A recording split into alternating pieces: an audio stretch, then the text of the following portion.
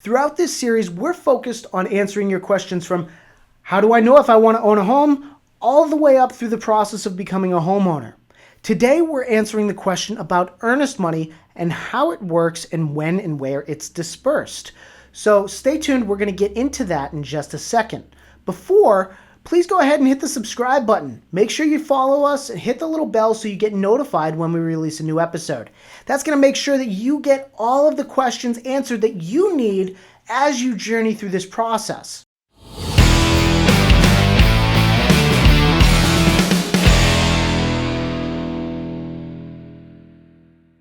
We're talking earnest money. We've got a ton of questions that come up around earnest money. First off, what is earnest money? Earnest money is a payment that you make as a buyer. You cut a check and you put that into an escrow account. That money is going to be either held with your broker, me, or with the closing attorney. It depends on the contract. Now, here's the point of that money. That money tells the other parties in the transaction that you're serious about buying this house. And if you default or if you break the contract, that money goes to the seller to cover any damages that they might have incurred financially because they took the property off the market to let you try to buy it. So it's a serious thing. And that earnest money can sometimes be a big check. We've held earnest money for $50,000, $60,000 or more at times. So we want to make sure that you understand how earnest money works. Now, most commonly, earnest money is going to be around 1% of the contract price. So a $200,000 home is probably going to have something around a $2,000 payment. That's not necessarily the case. All of this is negotiated in the contract. And the seller, if they have a lot of expenses or they're taking a risk by taking it off the market to let you try to buy the property, might require a higher earnest money payment. If they don't have a lot of risk, they might require a lower earnest money payment. That all depends on the unique situation, and this is why real estate is so negotiable. Now, the earnest money, as long as the property sells, comes back to you at the closing table.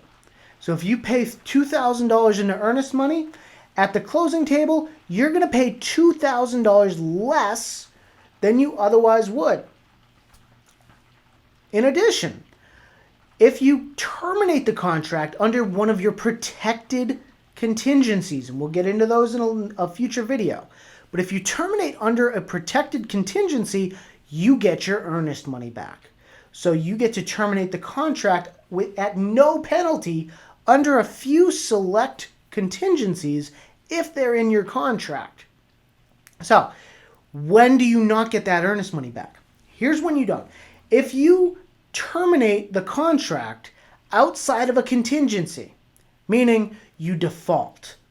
If your financing falls through after your financing contingency. If your job relocation falls through and you have no protections in the contract for that.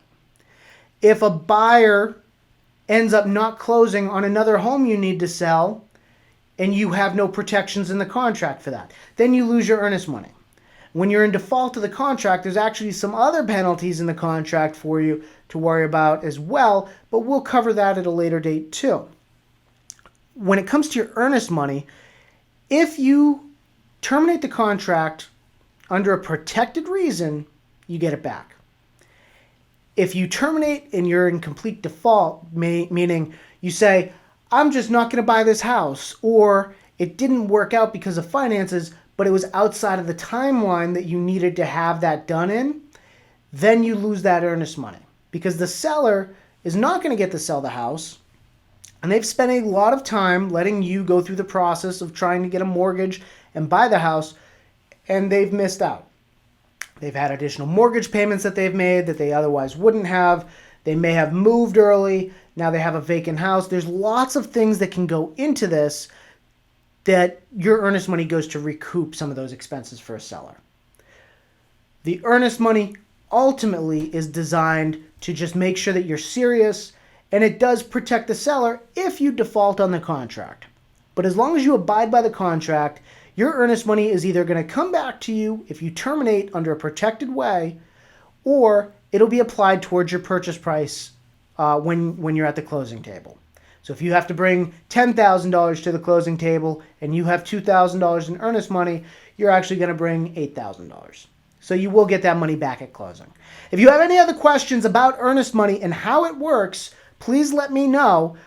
We are here for you and our community, and all of our contact information for Sellect Realty is below. So if you have any questions, please don't hesitate to reach out. If there are questions that you want answered in a video, let us know and we'll get them answered as soon as possible for everybody to see.